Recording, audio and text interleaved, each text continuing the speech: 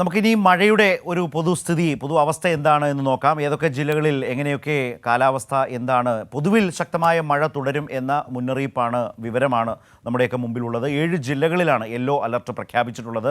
തിരുവനന്തപുരം, കൊല്ലം, ആലപ്പുഴ, എറണാകുളം, കോഴിക്കോട്, കണ്ണൂർ, കാസർഗോഡ് ജില്ലകളിലാണ് ശക്തമായ മഴ മുന്നറിയിപ്പുള്ളത്. ഏതായാലും പക്ഷേ റെഡ് അലർട്ട് എങ്ങുമില്ല എന്നതുകൂടി ഓർക്കണം. ഇപ്പോൾ അതുപോലെ തന്നെ ബംഗാൾ ഉൾക്കടലിന് മുകളിൽ രൂപപ്പെട്ട ന്യൂനമർദ്ദം തീവ്ര ചുഴലിക്കാറ്റായി നാളെയോടെ തീരം തൊടാൻ സാധ്യതയുണ്ട് എന്നതുകൂടി ഉണ്ട്. അതിൻ്റെ സഞ്ചാരപഥമൊക്കെ ഏതൊക്കെ സംസ്ഥാനങ്ങളിലൂടെ എന്നൊക്കെയുള്ള വിവരം അറിയാനിരിക്കുന്നതേ ഉള്ളൂ. അതൊക്കെ ഇന്നത്തെ വാർത്തകളിൽ കൂടുതലായി വരികയും ചെയ്യും.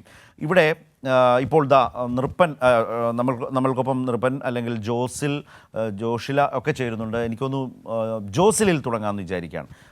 ഇടുക്കിയിൽ നിന്ന് ജോസിലുണ്ട്. ജോസിൽ, അവിടെ ഡാം തുറന്നതുമായി ബന്ധപ്പെട്ട വാർത്ത കൂടി കാണാനുണ്ടായിരുന്നു. എന്താണ് ഇടുക്കിയിലെ പൊതുസ്ഥിതി? ആദ്യം ഒന്ന് ചുരുക്കി.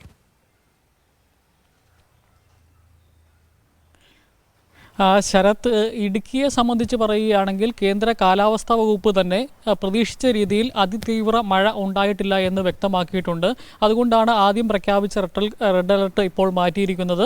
ഇടുക്കിയിലെ ഒരു സ്ഥിതി പറയുകയാണെങ്കിൽ നിലവിൽ അതിതീവ്ര മഴയോ അതിശക്തമായ മഴയോ ഇല്ല. ഇടുക്കിയെ കൂടുതൽ സുന്ദരിയാക്കുന്ന രീതിയിൽ തണുത്ത ഒരു കാലാവസ്ഥ, ചൂട് മാറി തണുത്ത ഒരു കാലാവസ്ഥയിലേക്ക് എത്തിക്കുന്ന ഒരു നേരിയ തോതിലുള്ള മഴയാണ് എല്ലാ പ്രദേശങ്ങളിലും ലഭിച്ചിരിക്കുന്നത്.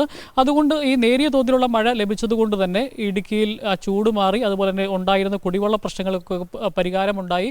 ഇടുക്കിയിൽ നല്ലൊരു അന്തരീക്ഷം ഉണ്ടായി എന്നുള്ളതാണ് ഇപ്പോഴത്തെ ഈ മഴയുമായി ബന്ധപ്പെട്ട് പറയാനുള്ളത്. എന്നാൽ നേരിയ തോതിൽ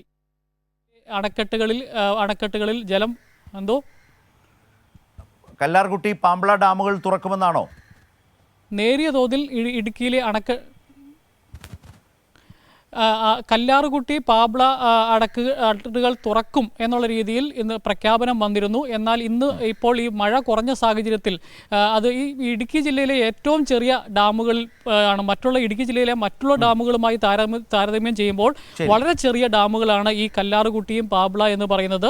ആ ഡാം തുറക്കാൻ സാധ്യതയുണ്ട്. 6 മണിയോടുകൂടി തുറക്കും എന്നുള്ളൊരു പ്രഖ്യാപനം വന്നെങ്കിലും ഇപ്പോഴത്തെ ഒരു മഴയുടെ സാഹചര്യം അനുസരിച്ച് ഉച്ചവരെയും തുറക്കണ്ട എന്നുള്ളൊരു നിലപാടിലേക്കാണ് ജില്ലാ ഭരണകൂടം പോയിരിക്കുന്നത്. ജോസിൽ, അപ്പോൾ ഏതായാലും ആ വാർത്ത തൽക്കാലം മാറ്റിക്കോട്ടെ. ഇപ്പോഴും പാബ്ലയും അതുപോലെ കല്ലാർകുട്ടിയും തുറക്കും എന്നാണ് നമ്മൾ പ്രേക്ഷകരോട് പറഞ്ഞുകൊണ്ടിരിക്കുന്നത്.